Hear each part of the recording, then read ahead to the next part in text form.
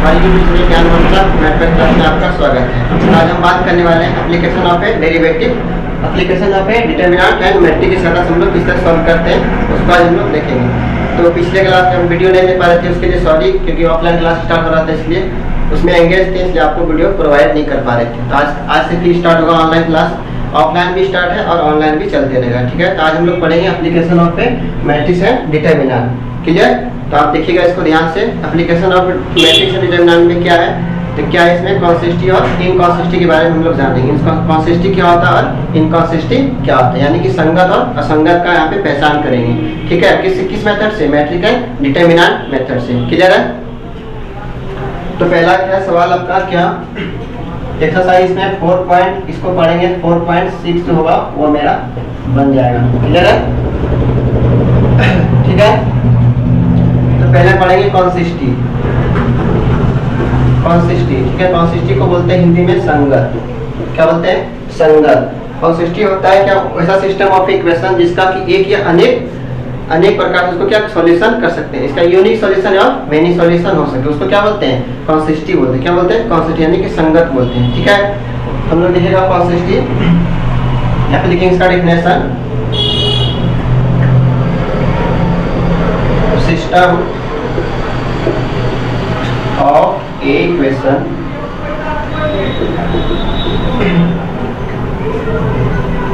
which has unique and many solutions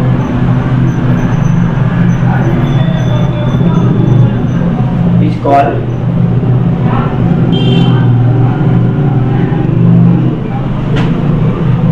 consistency of a equation। समझे, system of equation वैसा equation जिसका एक या अनेक सॉल्यूशन, उसको क्या बोलते हैं, कॉन्सिस्टिव सिस्टम ऑफ ए सॉल्यूशन बोलते हैं, ठीक है। इसका हिंदी लिखिएगा, आप लोग हिंदी भी लिखना चाहें तो हिंदी लिख सकते हैं। वैसा सिस्टम ऑफ ए इक्वेशन जिसका एक या एक से अधिक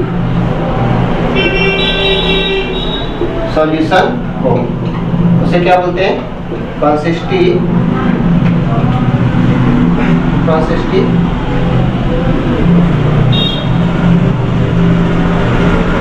सिस्टम ऑफ इक्वेशन, ठीक है। जिसका एक से अधिक सॉल्यूशन उसके बोलते हैं कंसिस्टेंसी ऑफ ए इक्वेशन बोलते हैं। किधर हो गया, कंसिस्टेंसी समझ में आ गया। वैसा सिस्टम ऑफ इक्वेशन जिसका एक या अनेक सॉल्यूशन, उसको क्या बोलते हैं, consistency solution of a equation, clear.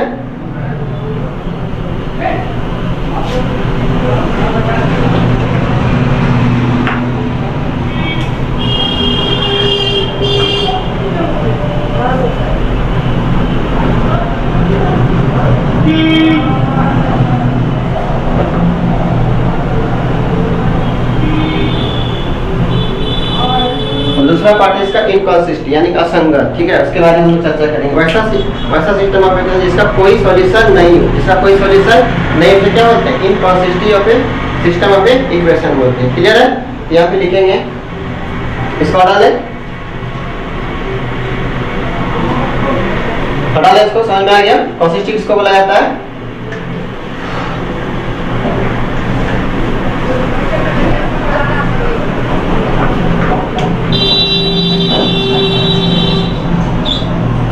Inconsistent,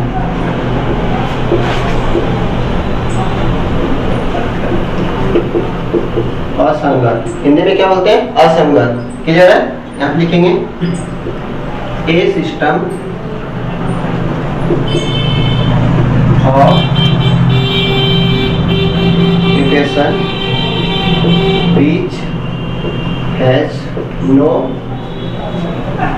solution is called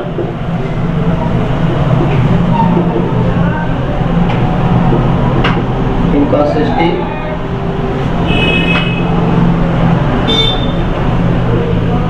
system of equation, ठीक है। Inconsistent system of equation, Hindi होगा वैसा सिस्टम ऑफ इक्वेशन जिसका कोई सॉल्यूशन नहीं हो, इसका कोई सॉल्यूशन नहीं हो, उसे क्या बोला जाता है?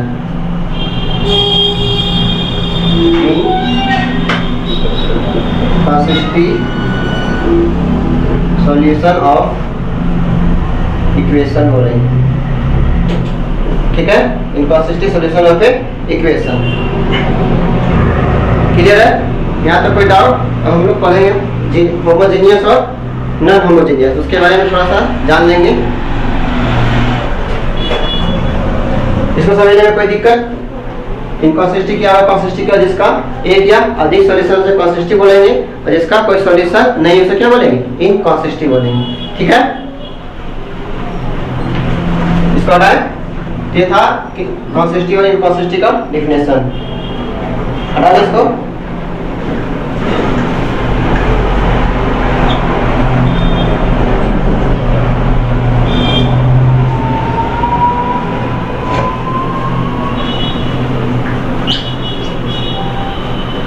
अब पढ़ेंगे होमोजेनियस के बारे में, थोड़ा सा जानकारी कर लेंगे। होमोजेनियस और नॉन होमोजेनियस क्या होता है, ठीक है।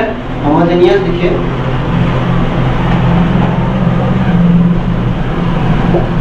होमोजेनियस इसका डेफिनेशन होता है a system of equation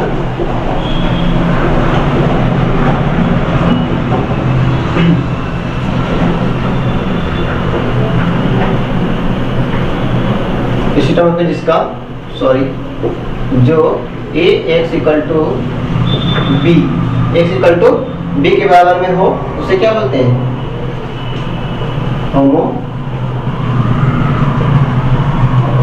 homogeneous of equation. लेकिन कब? जब a x equal to b के बराबर में होगा, लेकिन b क्या होगा? 0 के बराबर में। b क्या होगा? 0 के बराबर में होगा। b क्या होगा? 0 के बराबर में होगा, क्या कहलाएगा? Homogeneous. a equal to b के बराबर में होगा, लेकिन b बराबर जो होगा, b का जो वैल्यू होगा किसके बराबर में होगा? 0 के बराबर में होगा, क्या कहलाएगा? होमोजेनियस कहलाएगा। क्या कहलाएगा? होमोजेनियस कहलाएगा। क्लियर है? अब है नॉन होमोजेनियस।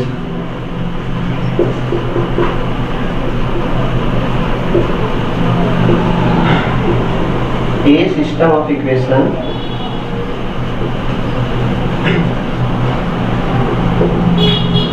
जो a x equal to b तो होगा, लेकिन b क्या होगा? 0 के बराबर में, उसे नॉन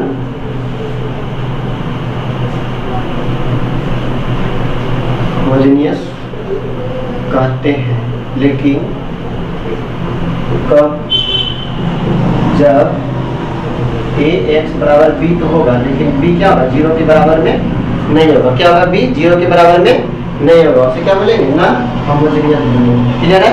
होमोजेनियस नॉन होमोजेनियस, इसका एग्जांपल दिखाते हैं आपको। नीचे दिख रहा है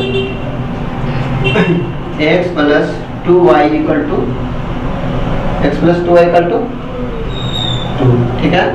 यहाँ पे लेंगे 2x प्लस y बराबर, या फिर कुछ भी ले लीजिए 3, ठीक है। इसको ये क्या है? इक्वेशन दिया हुआ है, इसमें से होमोजेनियस और नॉन होमोजेनियस हमको पता करना है। होमोजेनियस है कि नॉन होमोजेनियस, ठीक है। इसमें क्या पता करना है? होमोजेनियस और नॉन होमोजेनियस पता करना है। तो देखिएगा, इसको यहाँ पे लिख रहे हैं। देखिए यहाँ पे क्या है? x है, इसमें क्या है? 2y है, इसमें क्या है? 2x है, इसमें क्या है? 2y है।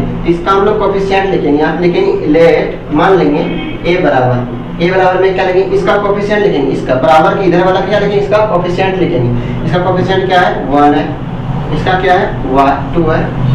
इसका क्या है? 2 है। और इसका क्या है? 1 है, ठीक है। और x के बराबर में इधर में लिखेंगे इसका वेरिएबल कौन होता है? x और y, ये वेरिएबल है। ये क्या है? वेरिएबल है। y भी क्या है? वेरिएबल है। वेरिएबल को लिखेंगे एक्स के बराबर, एक्स और वाई, और बराबर के इधर में जो है उसको क्या लिखेंगे, बी लिखेंगे। क्या लिखेंगे, बी लिखेंगे। बी के बराबर इधर क्या है, 2 और 3 है, इधर 2 और 3 को इधर लिख देंगे। क्लियर है, इधर आ ना इधर, ठीक है। तब देखिए इसको इमेजिन करेंगे ए एक्स बराबर में क्या है, बी है।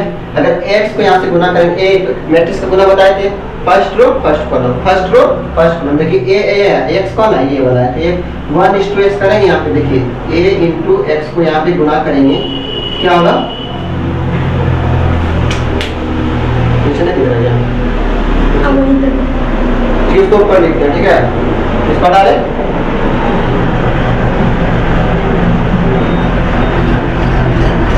लेकिन ये बराबर में क्या है, इसका कोएफिशिएंट 1 2 2 1, ठीक है। और x बराबर में क्या है, x और y, और b बराबर में क्या है, 2 और 3, ठीक है। यहाँ देखिए a इंटू एक्स करेंगे, और बराबर में क्या है, ये x है, ठीक है। और बराबर में क्या है, b। a इंटू एक्स करेंगे तो इसको इसके साथ में गुना करेंगे, यहाँ देखिए इसको इसके साथ में क्या करेंगे, गुना करेंगे। देखिए 1 इंटू एक्स क्या हो जाएगा, x हो जाएगा, प्लस होगा बीच में 2:y, 2y हो जाएगा, बराबर में क्या है, जी। b के बराबर में 2 है, ठीक है। b के बराबर में क्या है, 2 है, 2 लिख दिए। फिर यहाँ 2:x, और second row first column, second row first column, 2:x, 2x plus 1:y, y बराबर में क्या है, 3 है। देखिए ये दोनों समीकरण, ये समीकरण a इंटू एक्स बराबर में क्या है, b है। ये समीकरण, यही समीकरण को बनाया है, इस समीकरण को वहाँ बनाए हैं। देखिए दोनों का वैल्यू क्या बराबर आ रहा है, दोनों एक तरह है। x plus 2y equal to 2, यहाँ पे x plus 2y equal to 2, x plus 2y equal to 2, यहाँ पे 2x plus y equal to 3। देखिए दोनों समीकरण बन गया, दोनों क्या है, बराबर में।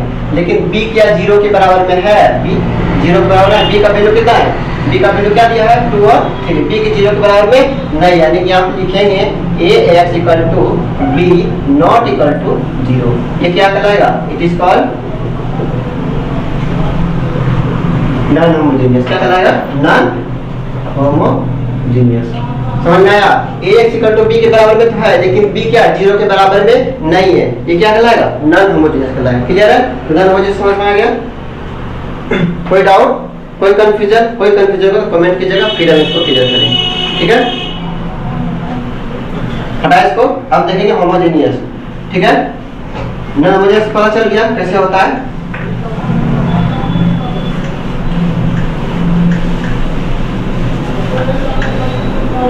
जैसे कोई समीकरण रहेगा, एग्जांपल लिखिएगा, कोई समीकरण रहेगा 2x plus 3y equal to 0, 2x plus 3y equal to 0, यहाँ देगा 3x plus 4y equal to 0। ये दो समीकरण दिया हुआ है, ठीक है। अब इसमें से क्या करेंगे, एक इसको मानते हैं, लेट a इक्वल टू इसका कोएफिशिएंट, इसका कोएफिशिएंट क्या है, 2 है, 3 है, 4 है, ठीक है। 2 3 3 4, इसका कोएफिशिएंट लिखें, और इसमें वेरिएबल कौन कौन है, x और y। इसके वेरिएबल को x के बदले में लिखेंगे x और y। क्लियर। अब बराबर में क्या है, b के बराबर इधर जो है, बराबर के इधर में क्या क्या है, 0 0, ये है ना 0, बराबर के बगल में क्या क्या है, 0 और 0 है, ठीक है।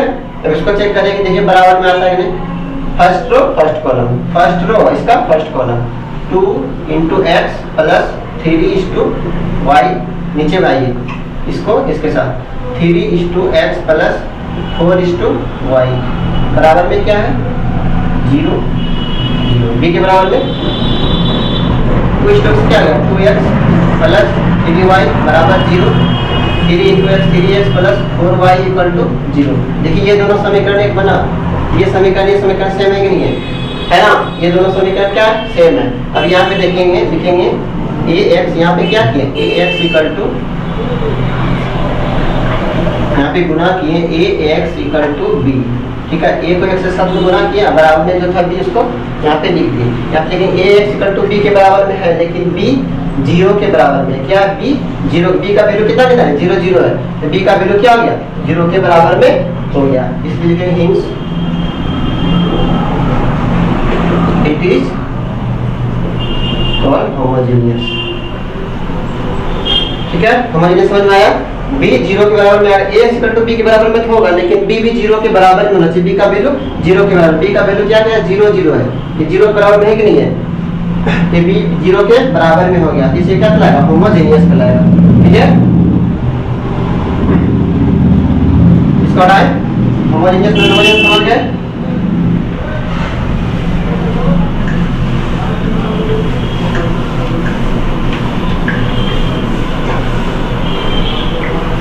अब इसका कुछ प्रॉपर्टीज है, तीन प्रॉपर्टीज है इसका, उसको देख लेंगे, तब उसके बाद हम लोग कंसिस्टिव और इनकंसिस्टिव पर सवाल बनाएंगे। आप लोग ध्यान से देखिएगा।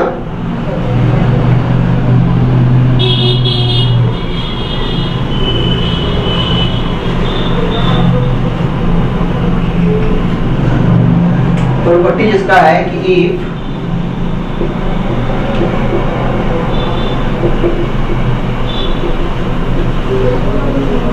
यह प्रॉपर्टी जिसका पहला है, if determinant of A, determinant को समझते हैं, लेकिन मैट्रिक डिटरमिनेंट पढ़ते पढ़ते इतना दूर आ गए लास्ट चैप्टर में, तो determinant of A equal to not equal to zero के बराबर होगा, तो क्या कहलाएगा, क्या कहलाएगा, कंसिस्टिव कहलाएगा, क्या कहलाएगा, कंसिस्टिव कहलाएगा, नॉट इक्वल टू जीरो के बराबर में आएगा तो क्या कहलाएगा, कंसिस्टिव कहलाएगा, और इसका क्या होगा, यूनिक सॉल्यूशन होगा, it is called consistive and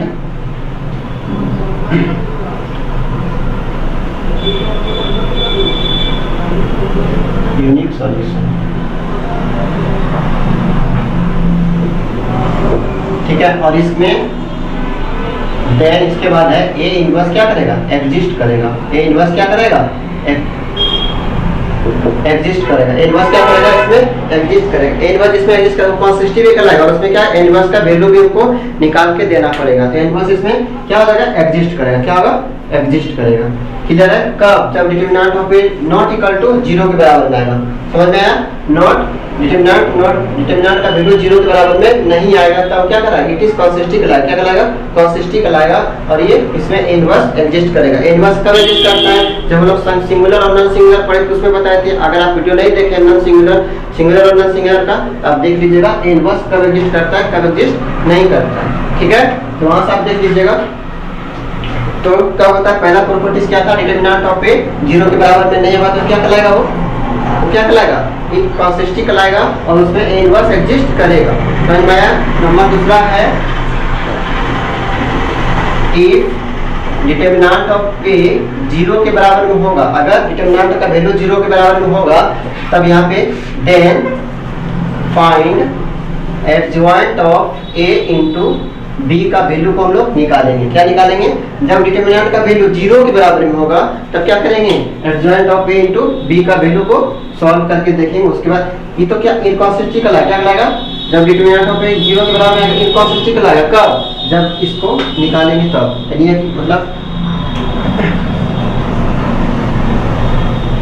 लिखेंगे then adjoint of A into B zero के बराबर में नहीं हो तब ये क्या कहलाएगा, इन कंसिस्टिव कहलाता है, समझ में आया।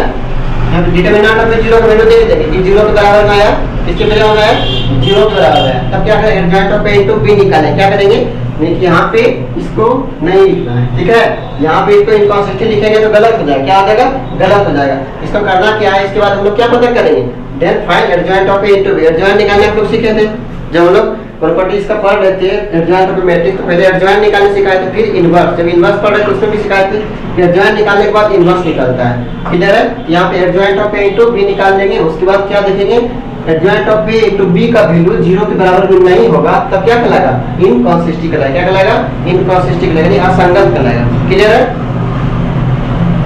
दूसरा प्रॉपर्टीज क्लियर। नंबर तीसरा देखिएगा, if determinant of A zero के बराबर में हो, जीरो के बराबर में हो तब देन एडजॉइंट ऑफ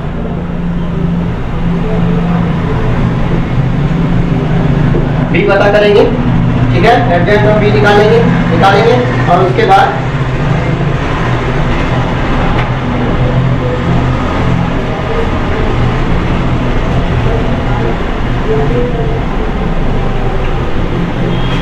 बी पता कर लेंगे, और इसका वैल्यू अगर 0 के बराबर में आया, इसका वैल्यू अगर 0 के बराबर में आया, यहाँ पे लिखेंगे तो adjoint of A into B अगर 0 के बराबर में आया, अगर इसका वैल्यू क्या 0 के बराबर में आ गया, तब ये क्या कहलाएगा,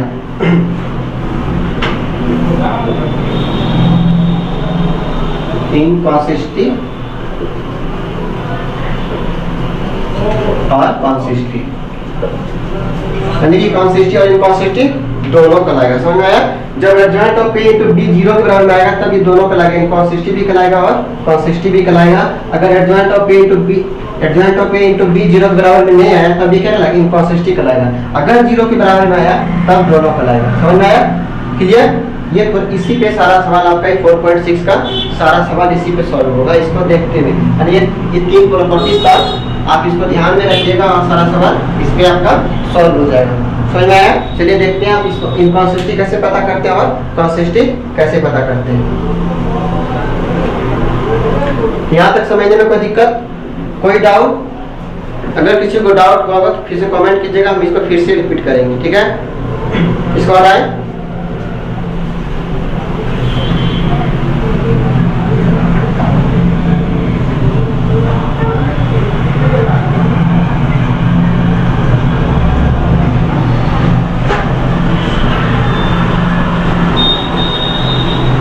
अगर हमको सवाल देखा कि लीनियर इक्वेशन को मैट्रिक एंड डिटरमिनेंट की सहायता से सॉल्व करें, तो हम लोग क्या तक करेंगे, इसको डिटरमिनेंट पहले निकालेंगे और नॉट इक्वल टू 0 होगा, हम लोग लिख देंगे कॉन्सिस्टिव लिख देंगे। क्या लिखेंगे? कॉन्सिस्टिव लिखेंगे। उसके बाद हम लोग निकालेंगे ए इनवर्स निकालने के लिए क्या चाहिए, डिटरमिनेंट ऑफ ए चाहिए, फिर एडजॉइंट चाहिए, तब होता है इनवर्स का फार्मूला क्या होता है, इनवर्स का 1 by determinant of A into adjoint of a, उसको निकालेंगे तब क्या कहलाएगा, पूरा इसका एक्स वाई जेड का वैल्यू निकलेगा।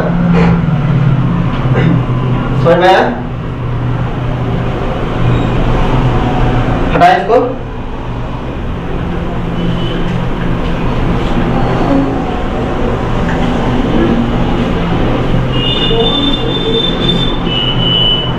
उसके आगे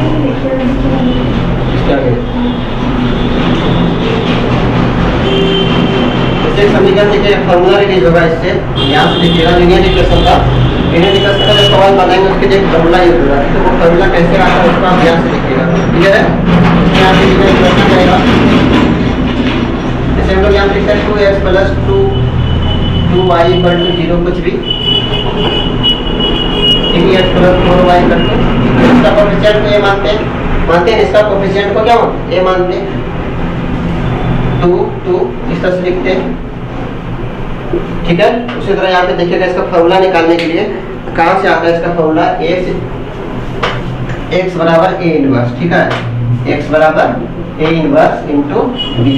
इसको कैसे लाते हैं, ये किताब पे यूज होगा जब हम लोग लीनियर इक्वेशन को मैट्रिक और डिटरमिनेंट की सहायता से सॉल्व करेंगे तब वहाँ उसका यूज होगा। तब ध्यान से देखिएगा, जैसे आपका इक्वेशन दिया रहेगा a1x plus b1y plus c1z equal to d। ठीक है, b1 यहाँ पे a2x plus b2y equal to c2z equal to d2। यहाँ a3x plus b3y equal to c3z equal to d। ठीक है, यहाँ तक कोई दिक्कत? ये इक्वेशन आपका है। ठीक है, ये इक्वेशन दिया हुआ है। अब इसके साथ हम लोग लीनियर इक्वेशन कैसे निकालेंगे उसको देखेंगे। वैसे यहाँ पे देखिए, एक इसको कोएफिशिएंट को क्या मानेंगे, ए मानेंगे, a1 b1 c1, a2 b2 c2, a3 b3 c3। ठीक है, अगर x को इसका क्या, उसका जो वेरिएबल होगा उसको मानेंगे x y z। इसको लिखते हम लोग सीखे हैं ना। अब यहाँ पे क्या, b बराबर में क्या होगा, d1 d2 d3। तो दिक्कत, तो दिक्कत अब देखिए, आप लिखेंगे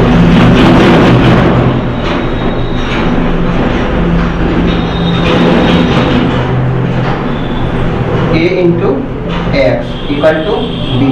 जब इसको करेंगे, गुना करेंगे तो ये वाला वैल्यू देता है, नहीं देता है? अभी करके दिखाए थे, ये वाला वैल्यू देता है, जैसे a1 into x1, sorry a1 into x, मतलब ये समीकरण, इसको जब गुना करेंगे a इंटू एक्स को तो ये समीकरण बन जाएगा। और उसके बाद b के बराबर में जो लिखेगा लिखेंगे तो ये पूरा का पूरा आ जाएगा। तो देखिए इसको सॉल्व करते हैं। यहाँ पे क्या है, ax इक्वल टू b, ठीक है, ax इक्वल टू b। अब इसको देखिए यहाँ पे क्या करेंगे, यहाँ पे लेंगे ax इक्वल टू, इससे समीकरण बनाएंगे ax इक्वल टू b, यहाँ पे लिखेंगे pre a inverse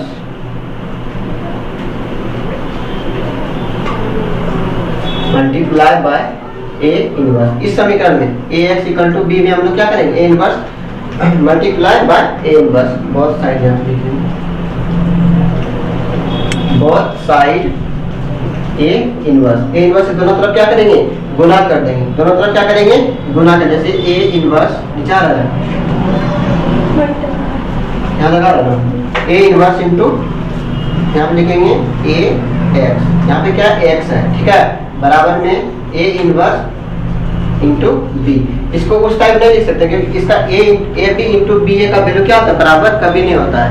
a b into B ए का वैल्यू मैट्रिक्स में कभी बराबर नहीं होता है, ठीक है। अब यहाँ ध्यान से देखिएगा इसको, यहाँ पे क्या हुआ, a inverse into a into x बराबर a इनवर्स इंटू b। देखिए इसको कैसे सॉल्व करते हैं, a इंटू एक्स जब प्रॉपर्टी हम लोग पढ़ रहे थे, इतना रहा इधर नहीं, हाँ वहाँ तक आ रहा है। a इनवर्स इंटू a बराबर क्या आता था, i का वैल्यू देता था। इसको प्रूव करके हम दिखाए थे, प्रॉपर्टी जब पढ़ थे एडजॉइंट ऑफ मैट्रिक्स का, इसको हम लोग प्रूव करके दिखाए थे। a इनवर्स इंटू a बराबर क्या होता है, i होता है। क्या होता है, i होता है। तो यहाँ पे देखिए इसको क्या करेंगे, बदल कर लेंगे, a इनवर्स इंटू a इधर कर लेंगे, इधर में क्या बच गया, x बच गया, बराबर a inverse into b। Clear है।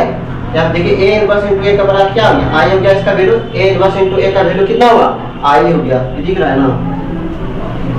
a इनवर्स इंटू a बराबर क्या आया, यहाँ पे देखिए a इनवर्स इंटू a बराबर क्या आता है, i होता है, इसका वैल्यू इधर क्या बच गया, x बच गया, यानी कि x बराबर में क्या हो गया, a इनवर्स इंटू b। कोई दिक्कत, यहाँ तक कोई दिक्कत। अब देखिए i इंटू एक्स, अगर हम i के साथ किसी कोई भी संख्या गुना करते हैं, i इंटू एक्स करेंगे तो इसका वैल्यू क्या होगा, x होगा। अगर i इंटू a करेंगे इसका वैल्यू क्या हो जाएगा, a हो जाएगा। अगर i इंटू b करेंगे इसका वैल्यू क्या हो जाएगा, b हो जाएगा। समझ गए। यहाँ पे क्या i इंटू एक्स होगा, यहाँ पे इसका वैल्यू क्या हो जाएगा, x बराबर a इनवर्स इंटू b। यही फॉर्मूला इसका हो गया। जब हम लोग लीनियर इक्वेशन को मैट्रिक का डिटरमिनेंट की सहायता से बनाएंगे और उसमें इनवर्स एग्जिस्ट करेगा, तब इस फार्मूला का यूज होगा वहाँ पे। क्लियर है। ये था टॉपिक, इसको आप ध्यान में रखिएगा। x इक्वल टू क्या होता है, इनवर्स इनटू b होता है। समझ आया। हटा इसको। ठीक है, तो पता करेंगे कॉन्सिस्टेंट कौन सा और इनकॉन्सिस्टेंट कौन सा, सवाल बना के हम लोग चेक करेंगे यहाँ पे। क्योंकि आपका एक्सरसाइज 4.6 में 1 से लेकर 6 तक जो सवाल है उसमें ये बोला है कि संगत कौन है और असंगत कौन है, उसको पता करके दिखाना है आपको। हम लोग पता करेंगे कॉन्सिस्टेंट कौन सा होता है और इनकॉन्सिस्टेंट कौन सा होता है। तो आप ध्यान दीजिएगा सवाल पे। जैसे एग्जाम्पल है यहाँ पे 2x प्लस 3y बराबर 4, 3x plus 2y equal to 3। ठीक है, दो दिया है क्वेश्चन। इसको क्या मानते हैं, ये बराबर इसका कोफिशिएंट क्या मानते हैं, कोफिशिएंट इसका क्या है 2, 3, 3, 2। ठीक है, और x बराबर में क्या है, x और y। ठीक है, और यहाँ पे क्या लेते हैं, b में जो बराबर के इधर होता है उसको लेते हैं 4 और 3। ठीक है, यहाँ पे क्या करते हैं, डिटरमिनेंट ऑफ a निकालते हैं। क्या निकालते हैं, डिटरमिनेंट ऑफ a निकालते हैं। क्या होगा 4 minus 9 equal to minus 5, not equal to क्या है 0 बराबर में आया, माइनस 5 0 बराबर में तो नहीं है। ये क्या कराएगा, इट इज कॉल्ड कॉन्सिस्टेंट। ये क्या होगा, कॉन्सिस्टेंट होगा। क्या होगा, कॉन्सिस्टेंट होगा। समझ में आया, कॉन्सिस्टेंट किससे कहते हैं। और देखिए 2x plus 4y equal to 2। ठीक है, 3x plus 4y equal to 3। ठीक है, इसको डालें, यहाँ लिखेंगे a बराबर 2, 4, 3, 4। x बराबर क्या होगा, x और y, और b में क्या होगा 2, 3। ठीक है, b में क्या होगा 2, इसका डिटरमिनेंट ऑफ a निकालेंगे। कितना निकलेगा, 8 माइनस 2 क्या हो जाएगा, माइनस 4। 0 बराबर में है नहीं है, 0 के बराबर में नहीं है, क्या कहलाएगा? It is consistent. ठीक है, इट इज क्या कहलाएगा? क्योंकि डिटरमिनेंट ऑफ 0 के बराबर में नहीं होगा तो क्या बोलते हैं? कंसिस्टेंट बोलते हैं।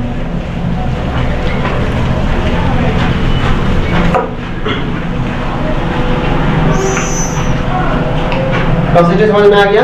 किसको बोला जाता है कंसिस्टेंट? आपका 1 नंबर 2 नंबर 3 नंबर में सवाल यही सब है। ठीक है, तब देखिएगा हम इनकंसिस्टेंट वाला देखते हैं। हटा इसको।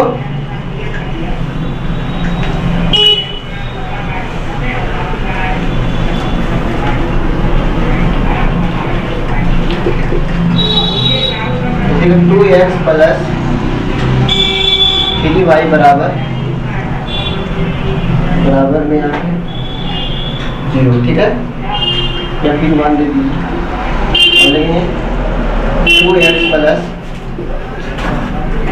3y बराबर 2। ठीक है, इसको क्या करना है? कंसिस्टेंट और इनकंसिस्टेंट में पता करके आपको दिखाना। ये समीकरण आपका दिया हुआ रहता है, समझ में आया? दिया हुआ रहता है समीकरण, आपको इसमें पता करके दिखाना है। आप लिखेंगे लेट a बराबर 2 3 2 3। ठीक है, और x बराबर में क्या होगा? x और y। b में क्या होगा? 1 और 2। समझ में आया? ये क्या कहलाएगा? इसका निकालेंगे डिटरमिनेंट ऑफ a निकालेंगे। ठीक है, इसके साथ इसको, इसके साथ इसको, यहाँ पे 6 माइनस 6 इक्वल टू क्या आ गया? 0 हो गया। क्या आ गया? 0। ये क्या कहलाएगा? डिटरमिनेंट ऑफ a की वैल्यू क्या है? 0। यहाँ पे ये कहलाएगा इनकंसिस्टेंट कहलाएगा, लेकिन नहीं, यहाँ पे इसको इनकंसिस्टेंट लिखना गलत बात है। यहाँ पे इसको लिखना गलत बात है। आप प्रॉपर्टी याद कीजिए, हम क्या बताए थे? जब डिटरमिनेंट ऑफ a 0 के बराबर हो तब क्या करना होता है? Find adjoint of a into b, उसमें पता करना होता है। तो यहाँ पे देखिए adjoint of a into b निकालेंगे। Adjoint of a into b निकालने के लिए क्या चाहिए? इसका एडजॉइंट चाहिए। a का वैल्यू क्या दिया हुआ है? 2 3 2 3। इसका एडजॉइंट क्या होगा? अदला बदली साइन चेंज। यहाँ पे 0 यहाँ पे 2 हो जाएगा, यहाँ पे 3 हो जाएगा -3, और यहाँ पे क्या जाएगा? 2 हो जाएगा। ठीक है, अब यहाँ पे निकालेंगे क्या? निकालेंगे adjoint of a into b। Adjoint of a into b निकालेंगे। एडजॉइंट ऑफ a का वैल्यू कितना क्या मिल जाएगा? 3 -3 -2 इनटू b का वैल्यू यहाँ से लिखेंगे 1 और 2 दिया हुआ है। यहाँ पे क्या जाएगा? इसको इसके साथ first row first column, first row इसका फर्स्ट कॉलम, तो 3:1 यहाँ पे क्या जाएगा? 3:1 बीच में प्लस होता है, यहाँ पे क्या जाएगा? -3:2, फिर -2:1 प्लस 2:2। ठीक है, 3:3 हो गया, और यहाँ पे प्लस माइनस क्या हो जाएगा? -6। यहाँ पे जाएगा -2 और इधर हो गया +4। ठीक है, यहाँ पे क्या निकल जाएगा? 3 -3, यहाँ पे -3, और यहाँ पे जाएगा -2 + 4, यहाँ पे +4। एडजॉइंट ऑफ a यहाँ पे लिखेंगे adjoint of a into b का वैल्यू कितना आया? -3 और 2 आया ना। Adjoint of a into b का वैल्यू कितना आया? -3 और 2, -3 और 2 हो गया। तो दिए पे देखेंगे यहाँ पे क्या b बराबर में 0 है? b बराबर नॉट इक्वल टू 0, क्योंकि b का वैल्यू क्या दिया हुआ है? 1 और 2। क्या दिया है? 1 और 2 दिया है। ये b का वैल्यू यहाँ पे adjoint of a, b adjoint of a into b का वैल्यू कितना निकला? -3 और 2, लेकिन b का वैल्यू क्या दिया है? 1 और 2, 0 के बराबर में नहीं है, यही कहलाएगा इनकंसिस्टेंट। इट इज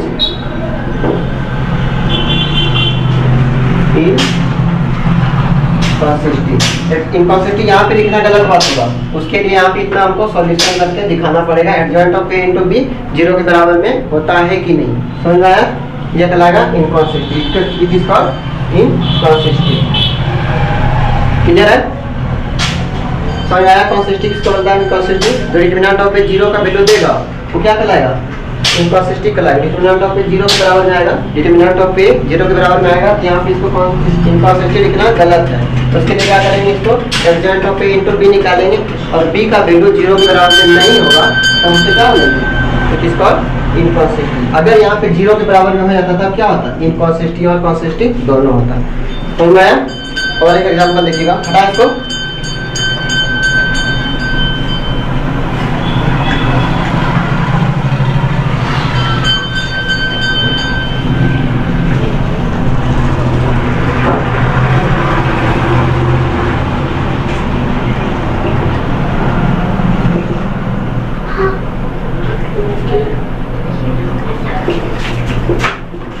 0, ठीक है।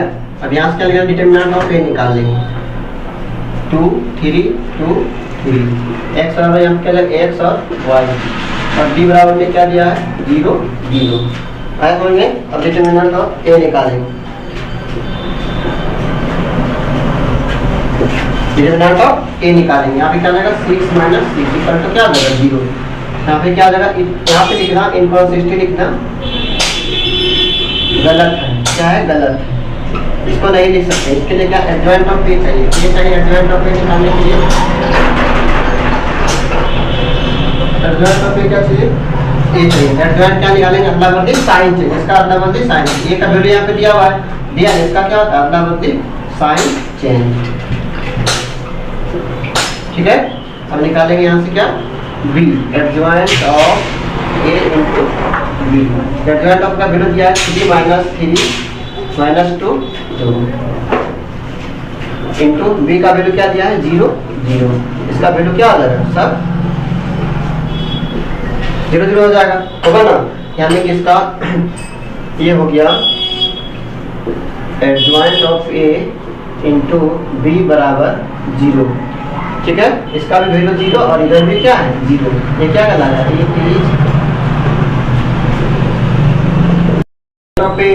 के बराबर में है 0 के बराबर। इसको क्या बोलेंगे कॉन्सिस्टी और इनकॉन्सिस्टी दो यानी कि संगत और असंगत दोनों बोलेंगे।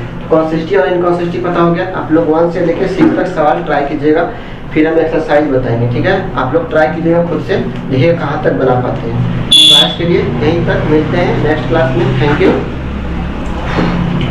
आप लोग ट्राई जरूर कीजिएगा, ठीक है। जिसको समझ में नया कमेंट कीजिएगा हम उसको फिर से रिप्लाई करेंगे फिर से इसको बताएंगे, ठीक है।